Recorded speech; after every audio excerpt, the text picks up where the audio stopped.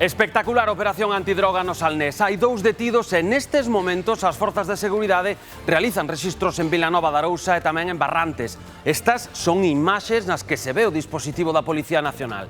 Rastrexan unha parcela con excavadoras na busca de droga, armas, diñeiro e outras probas. A operación, que está dirixida dende os xulgados de Santiago, está baixo segredo de sumario, pero sí sabemos que se trata da segunda fase dunha investigación que se iniciou con outro rexistro hai uns días. Boa tarde, benvidos ao Galicia Noticias deste mércores 26 de novembro. En Santiago, hoxe celebrouse un xuizo contra un home acusado de intentar matar outro. Trátase dun veciño de Boiro que lle disparou a un home despois dun enfrontamento nun bar. A Fiscalía pedía para el 8 anos de cárcere, pero as partes chegaron a un acordo.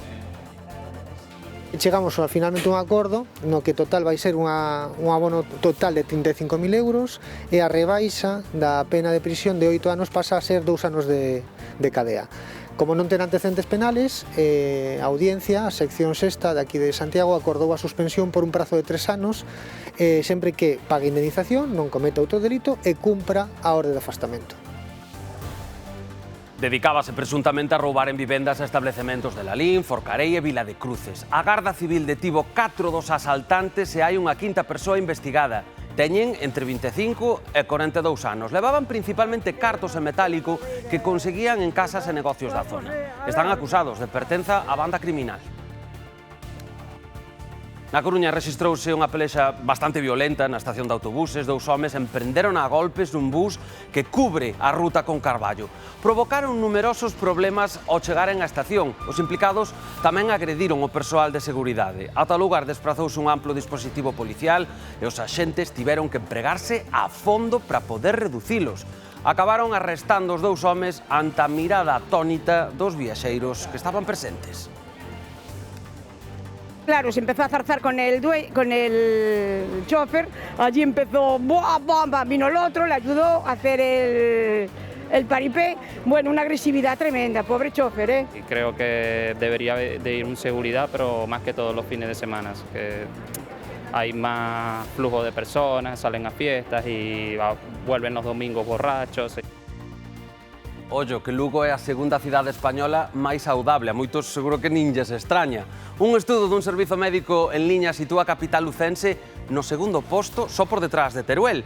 Destacan a súa contorna natural perfecta para moverse e desconectar, a calidade do aire, a lonxevidade e un acceso sanitario á altura das mellores cifras estatais. Tamén lle dá puntos a unha alimentación saludable reforzada polo equilibrio entre locais de comidas e menor presenza de comida rápida. Seguro que aos lucenses aínda se lles ocorren máis vantaxes.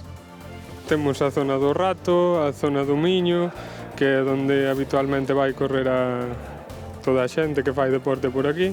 Pois verduras, estamos ahora a época de cimos, nabos, que é unha verdura excepcional, a verdad.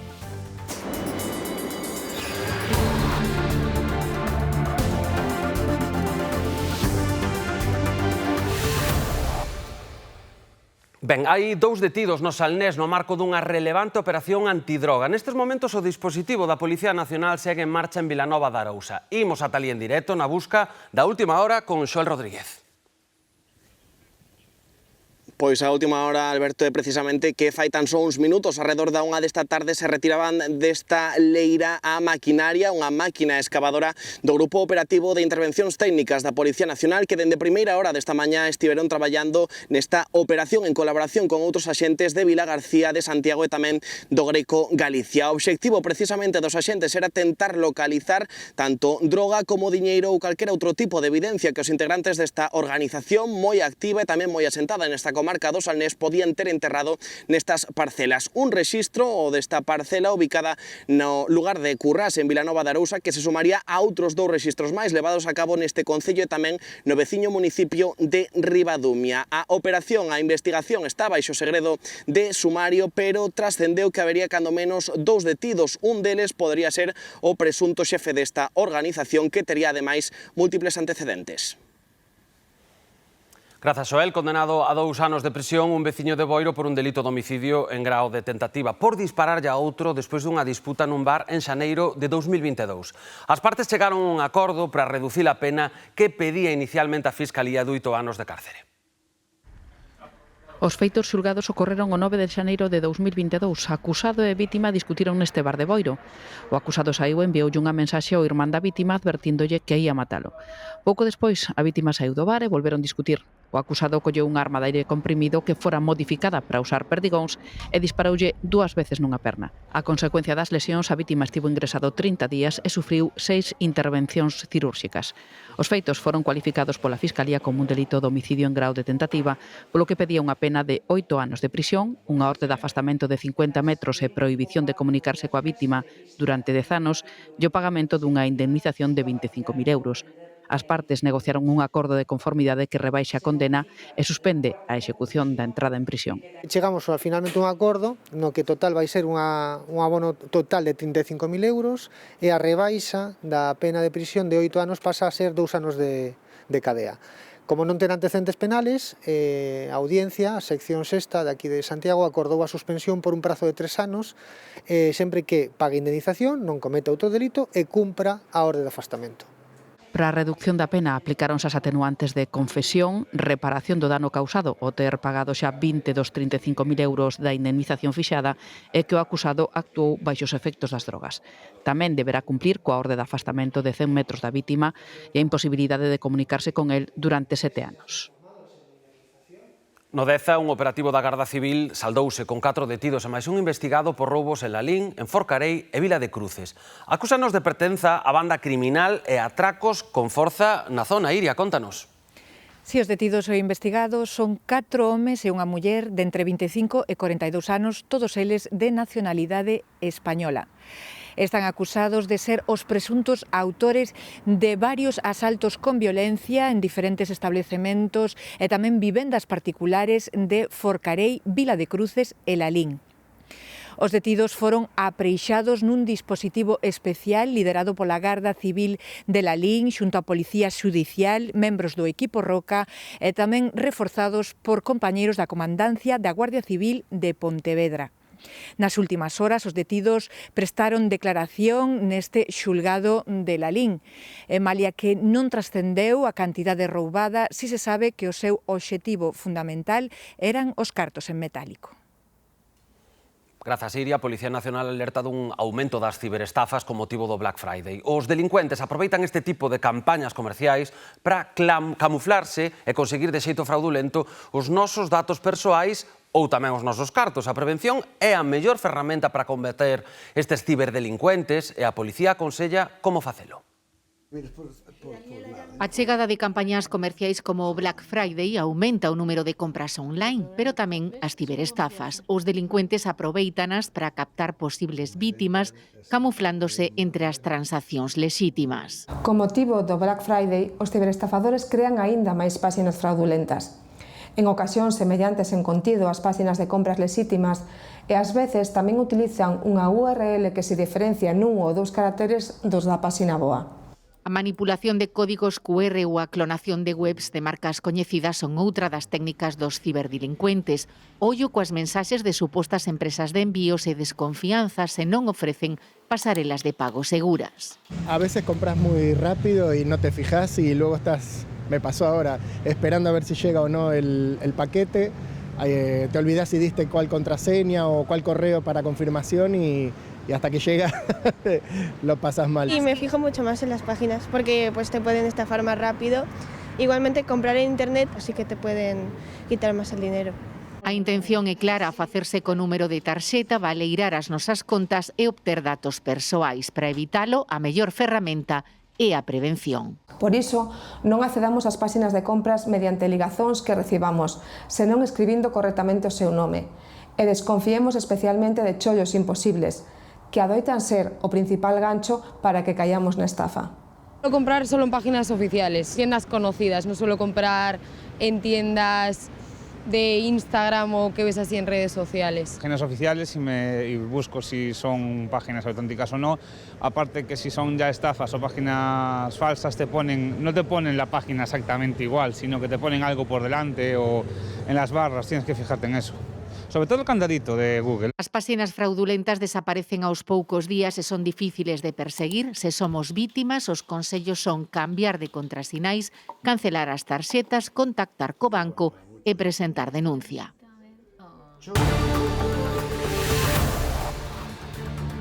Esta casa ruinosa situada no centro histórico de Lugo ten preocupados os veciños e tamén os comerciantes. A vivenda leva 3 anos valada porque houbo varios derrubamentos, entre eles o do teito que caeu. Piden solucións para unha infraestrutura que está no corazón da cidade. Vémolo nuns minutos, aquí no Galicia Noticias.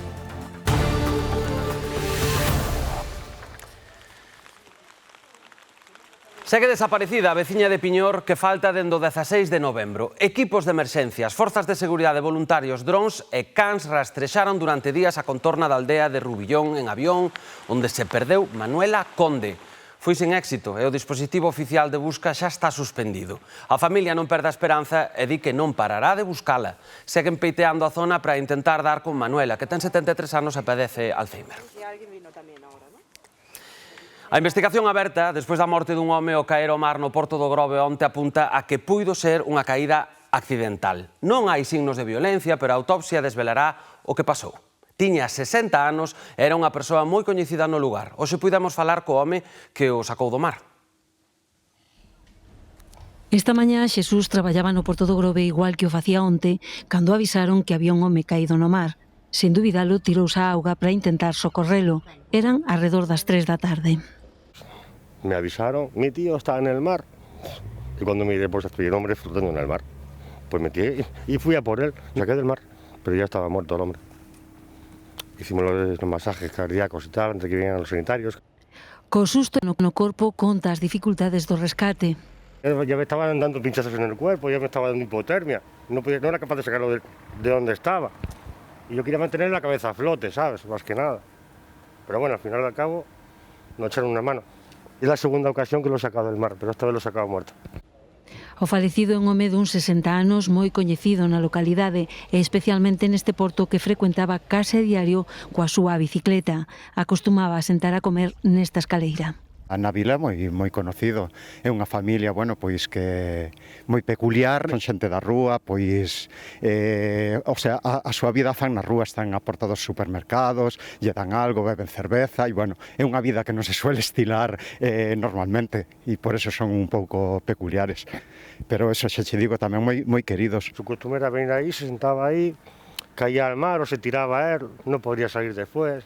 El hombre estaba obsesionado con ese era su punto de evadirse, digamos así, de estar aí. As primeiras hipóteses apuntan a que unha caída accidental puido ocasionarlle a morte. Eu supoño que foi un accidente, igual, pois non sei, igual ese día bebeu demasiado ou máis do habitual e, bueno, a mí o que me parece un pouquiño sorprendente porque parece ser que o seu pai xa morrera aquí fai uns anos, máis ou menos no mesmo sitio e, bueno, parece que se repiteu outra vez a desgraza. Con todo, a investigación aberta pola Garda Civil determinará as causas do falecemento. Imos a Vila García. Ali trasladaron un home ao hospital despois de que se incendiase a súa vivenda. O afectado ten 35 anos e resultou ferido por intoxicación con fume. O lume comezaba nun calefactor e afectou a un sofá e máis a parede enchendo de fume toda a vivenda. Case a un tempo, os bombeiros tiveron que atender outro incendio nun asador que provocou danos importantes na zona da Grella.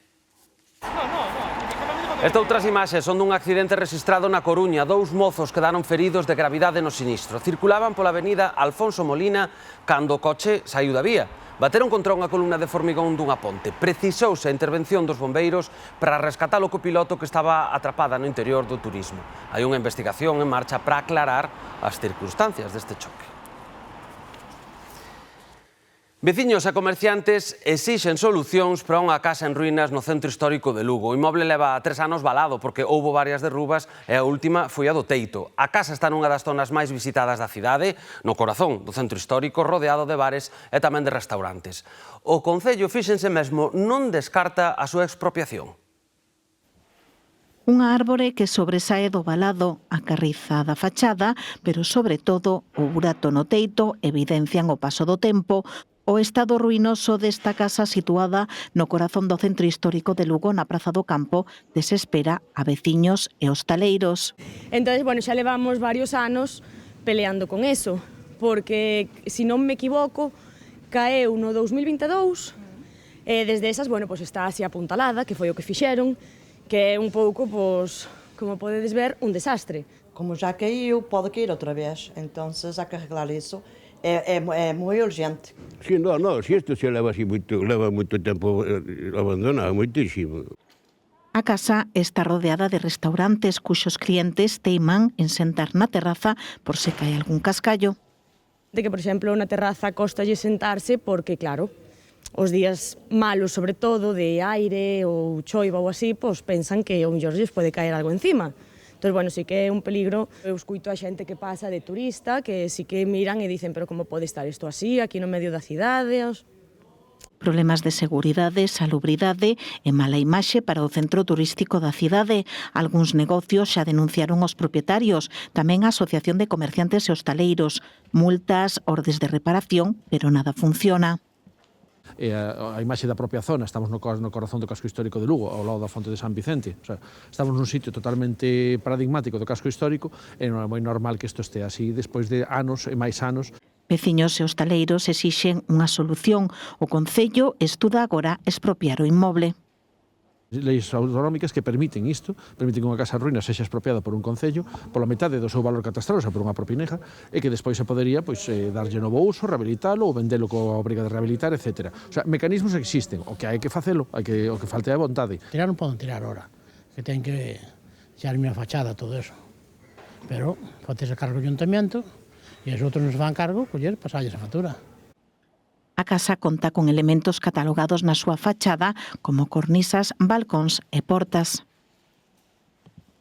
8.000 euros de multa vai ter que pagar un veciño da Pobra do Caramiñal despois de que seu can atacase e ferise un home. Foi en 2023. A vítima baixaba do coche coa súa mascota cando outro can se botou a eles e acabou trabándoos.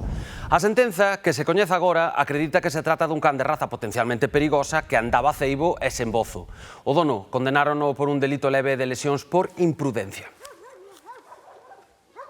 A Policía Nacional detivo a tarde deste luns 2 homes que protagonizaron unha pelexa na estación de autobuses da Coruña. A liorta iniciábase no interior dun autocar que tiña Carballo por destino contra as 3 da tarde. A estación de autobuses da Coruña viviu un incidente violento este luns á tarde. 2 homes de mediana idade protagonizaron unha liorta que arrancou contra as 3 da tarde no interior dun autocar que se preparaba para partir en dirección a Carballo. Inicialmente o persoal de seguridade da estación desaloxou os implicados do vehículo para tratar de separalos, mas ambos os 2 homes persistiron na súa actitude agresiva e mesmo chegaron a enfrontarse aos vixilantes. A consecuencia da pelexa, o persoal da estación notificou á Policía Nacional que a súa chegada tamén foi obxectivo dos intentos de agresión dos implicados na liorta. Ambos foron detidos por un delito de resistencia á autoridade. Se empezó a zarzar con el chofer, allí empezó, vino el otro, le ayudó a hacer el paripé, bueno, una agresividad tremenda. Yo estaba dentro, yo vi todo desde dentro, y la verdad que vaya, hay que tener miedo, ¿eh? A colación deste incidente, usuarios da estación advirten que a infraestrutura e a súa contorna volveuse unha zona máis insegura durante os últimos meses, especialmente nas horas centrais do día e nos días colindantes a fin de semana. E por iso que reclaman un incremento na seguridade da estación para garantir que non se produzan máis altercados como a deste luns. Este barrio es muy marginal, tienen que arreglarlo esto, porque siempre hay peleas, navajazos. Siempre os houbo, xa fai moito, de toda a vida. Eu levo moitos anos collendo o autobús e de toda a vida houve movimentos raros. Que marchan e que volven, sí, pero... Creo que debería de ir un seguridad, pero más que todos los fines de semana, que hai máis flujo de personas, salen a fiestas. Son as reclamacións de múltiples viaxeiros que solicitan un aumento da vixilancia para garantir a súa seguridade á hora de desplazarse. Posiblemente lle soen este tipo de drogas como éxtase ou podanxo. Son drogas elaboradas nun laboratorio e o catálogo é ben amplo. A presentación é atractiva, con colorido e ademais prometen efectos lúdicos moi buscados. Parecen inofensivas, pero en realidade agochan auténticos peridos para a saúde. Rosas, brancas ou de colorinchos, en pílulas en pó ou líquidas, apetecibles á vista, sobre todo para xente nova. En principio os novos son os que lles gusta máis experimentar. Moitas deste consumo é un consumo aínda experimental, de que queren probar cousas novas. As organizacións criminais que se dedican a isto tamén intentan darlle unha apariencia inxenua, non? Ou como máis chamativa. Se suele vender como que non fan daño, como que non son tan adictivas. Fan verdadeiras campañas de marketing. Fentanilo, chensex, spice, tuxio ou cocaína rosa, nomes exóticos, pero que teñen máis do mesmo. Tratan de ter os mesmos efectos que a cocaína. Hai outras como os cannabinoides que tratan de emular os efectos do cannabis. Hai outras que van a ser os novos opioides, que son tamén similares á heroína, pero máis potentes, como o fentanilo e outros derivados do fentanilo. O risco importante é que moitas veces non saben que están consumindo, porque son laboratorios clandestinos, non ten controles de calidad. O consumo de drogas de deseño é aínda residual aquí en Galicia, onde o alcohol, o haxís e a cocaína seguen liderando o mercado, pero a hora de consumir todo vale. Mezclas desde ketamina, analxésicos de uso veterinario, o popper, que non deixa de ser un limpiador de metales, e se utiliza tamén combinado con alcohol. Axuda o prezo, son baratas de producir, de distribuir e tamén de comprar. Máis viaxes a máis velocidade e por menos do que custa unha copa. Unha pirula, como se conoce no ambiente de consumo, pode rondar, depende da fama que teña, pode ir desde 3 euros, 5 euros a 10 euros. 15, se é unha que teña unha fama ou os seus viaxes que provoca.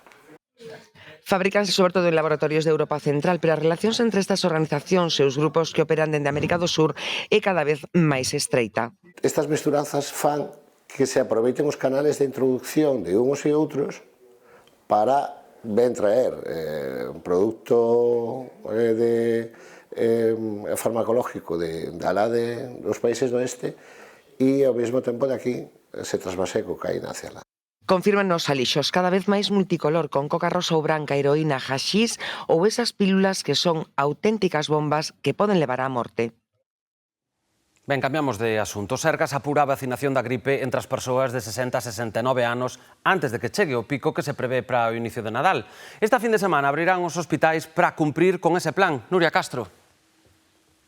Sí, os esforzos do sistema sanitario galego, Alberto, están postos en que haxa o maior número de persoas inmunizadas antes de que chegue ese pico da gripe que se calcula en menos dun mes, precisamente a comezos das festas do Nadal. Se vostedes teñen entre 60 e 69 anos, aínda non se vacinaron nin recibiron tampouco unha mensaxe para convocalos ao seu centro de saúde, saiban que durante estes días poden recibir unha SMS no seu teléfono móvil para convocalos ao seu hospital de referencia a vacinarse. Os centros de vacinación estarán abertos durante esta fin de semana, sábado e domingo, en horario de mañá e tarde. Ata o momento xa se vacinaron dentro deste grupo de idade de 60 a 69 anos o 25% das persoas convocadas, isto é algo máis de 91.000 persoas, pero a idea do Sergas é triplicar esta cifra, chegar ás 273.000 persoas. Dende o Sergas insisten na importancia da inmunización, da vacinación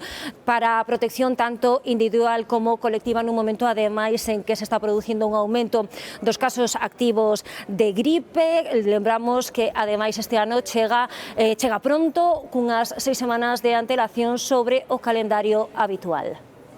Esta estrategia, en principio, está dirixida a aqueles persoas que todavía non teñen unha cita prevista. Ao mellor non a recibiron no seu móvil, pero van a recibir nestes días porque cada semana se lanzan asa semana seguinte. Entón, en principio, está preparada para a xente que non ten unha citación e será avisada por SMS, vale? Para acudir nunha franxa horaria, pois o sábado ou o domingo, ao seu centro hospitalario de referencia. Poucas cousas hai en Vigo que fagan 100 anos, unha delas é o Mercado do Calvario, un dos máis grandes e concorridos da cidade. Construído cando Lavadores aínda era concello independente, o mercado é un dos referentes do barrio que tamén acolle feiras de arte e concertos. En agosto de 1925 abría as súas portas o Mercado do Calvario e xa non as pechou. Unha exposición na Rúa Peonil lembra todos os hitos históricos deste carismático barrio. A bisavoa de Laura Fernández Graña e a súa irmá montaron un daqueles primeiros postos en 1925, que logo herdaron a súa avoa e a súa nai. Foron testemuñas de todos os cambios habidos no mercado. El mercado era un mercado que estaba...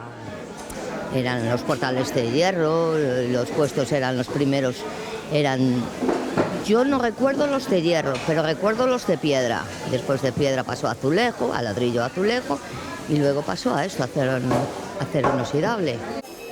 Sandra Franco herdou este posto da súa avoa, que aínda segue a vir ao mercado aos seus 91 anos para ver como marcha o negocio. Sí, se pode todos os días. A calidad que vendemos, o produto que ten este mercado, a xente que traballamos nel cada día. Sandra ten produto hiperlocal de Bembrive, pezas exóticas chegadas do outro lado do mundo. A súa clientela, como a da praza en xeral, agradece a calidade e a proximidade. En certas cousas me gusta o mercado, máis que o súper. O pescado, a carne, me gusta o pescado, a fruta tamén, todo. José Manuel García rexenta este posto desde hai 47 anos. Antes tiñan menos competencia. Cambiou. No seu día había un supermercado acá arriba que te chamaban Aladino, había outro, e nós estábamos a tope. Vendíamos máis. Agora está máis vacío porque hai moita competencia.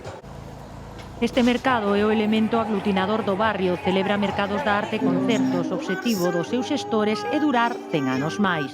Intentamos, aparte, de alguna maneira que estes 100 anos se podan transformar en outros 100 anos. O sea, digamos, a visión global dos comerciantes é poder continuar ca actividade, poder seguir adiante e poder facelo. Son tempos complicados, os mercados sufren, digamos, un gran problema para poder continuar con a súa actividade debido moito pola falta de relevo xeracional.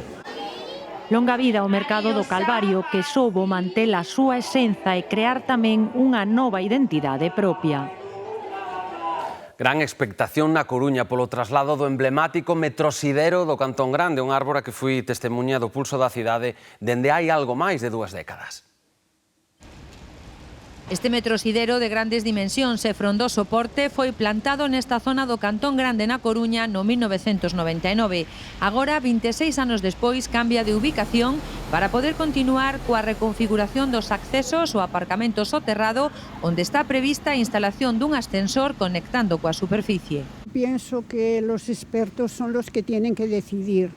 Nosotros no podemos, pero desde luego las obras que están haciendo aquí son muy interesantes para todo el mundo. Levarlo de aquí non, que queda aquí, pero se moven 5 metros para a esquerda para a dereita, que máis dá? Sería distinto si lo quitasen de ahí y no tuviese una ubicación así cercana, pienso yo. Yo esperaría a ver cómo queda. Pero non sei se vale a pena. Eso sí que non sei, porque se vai morrer, Porque dos anos que ten pasa como a min, de boa hora. Tras un primeiro intento fallido, os operarios afanábanse na manobra baixo a atenta mirada dos curiosos. Yo solo veo cómo levantan el árbol y nada más. Es mi trabajo de jubilado, supervisar las obras. E me estou mirando, o tempo teño, entón estou mirando. Segundo os informes técnicos do proxecto, esta emblemática árbore exixía un sustrato máis amplo para desenvolverse sen problemas e recollen tamén que con este cambio se busca resaltar o seu valor e que a súa copa recupere a simetría.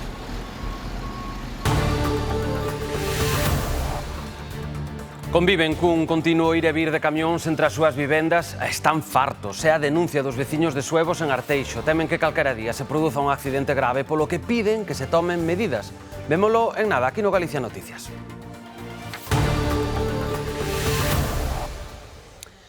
En Brión, unha enchente do Sar derrubou parte da ponte do Vidaloiso. Vai para 3 anos daquilo e a ponte segue pechada ao tránsito. A veciñanza reclama solucións. Así baixa o Sar por Vidaloiso, en Brión. A forza do río arrastra a madeira das ribeiras e a ponte de Ollos Estreitos impide o paso. Nin os veciños que eses atascos foron provocando danos na estrutura e creen que agora a ponte ten risco de caer. De non sacala a leña, seguramente co temporal entrou algún pau de punta e tirou. Vai facer 3 anos. O sea que caeu, empezaron a caer as pedras das bases. Cada inverno máis, e agora xa está, que xa o cemento se ve blandeado para baixo. así que o Concello decidiu pechala por seguridade en 2024. Ao cortala, cortouse a mellor conexión que tiñan en Vidaloíso para chegar a Santiago. Acorta la mitad de camino para Santiago. Nosotros somos 3 en casa y hacemos 10 kilómetros cada uno más al día.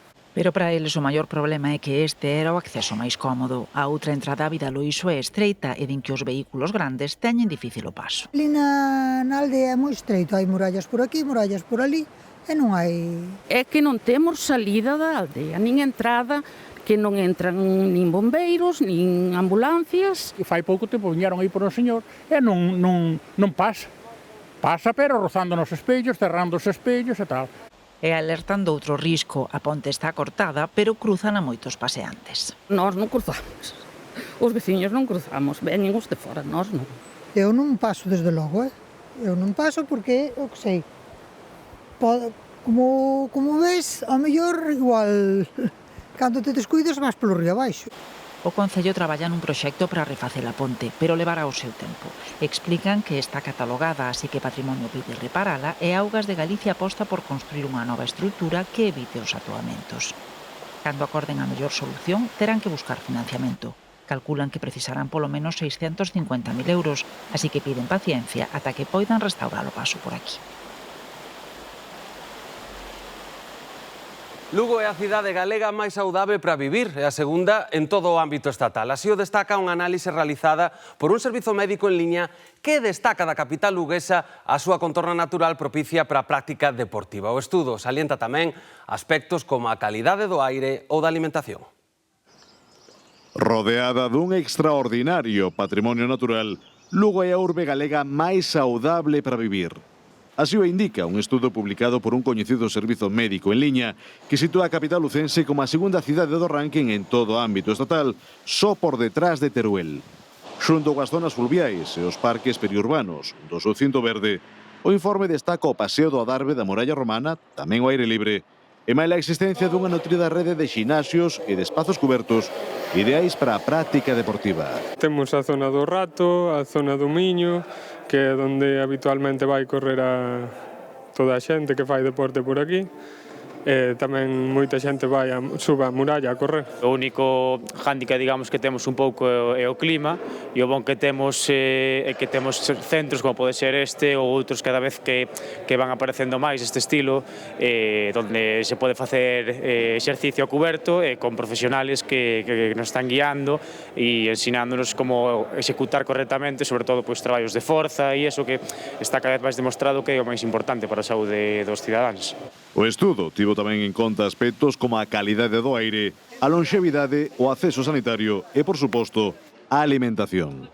Neste sentido, destaca a boa proporción de establecementos saudables con respecto aos de comida rápida. Moi pouco procesado, moi fácil acceso a produtos naturales, xa sexa peixe, verduras, que, bueno, tamén é gracias aos mercados daqui da cidade. Temos bastantes produtos de calidad, a carne creo que é de primerísima, non hai mellor carne que aquí en Galicia, na montaña de Lugo sobre todo, e despois verduras, estamos agora a época de cimos, nabos, que é unha verdura excepcional, a verdad. A cidade de Lugo pode presumir de ser, a fin de contas, a única capital provincial que se atopa dentro dunha reserva da biosfera en toda a Península Ibérica. Os veciños de Suevos, en Arteixo, enfrontanse cada día ao continuo ir e vir de camións entre as súas casas. Levan anos padecendo esta situación que din cada vez é máis difícil de soportar. Temen que un día se produza un incidente. E a banda sonora que soporta a diario a veciñanza que vive a carón da estrada que atravesa a parroquia de Suevos en Arteixo. Eu ano pasado paseino moi mal, porque hasta tiña unha señora, miña sogra, que tiña 101 ano e non podía cruzar. E teño nenos pequenos. E daquelo isto é horrible, porque é todo o día, todo o día.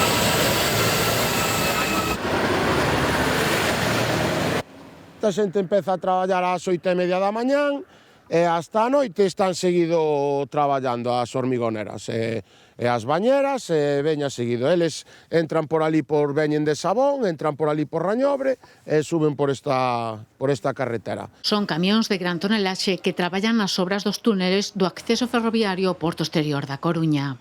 que vayan polo porto exterior, que os metan por dentro do porto.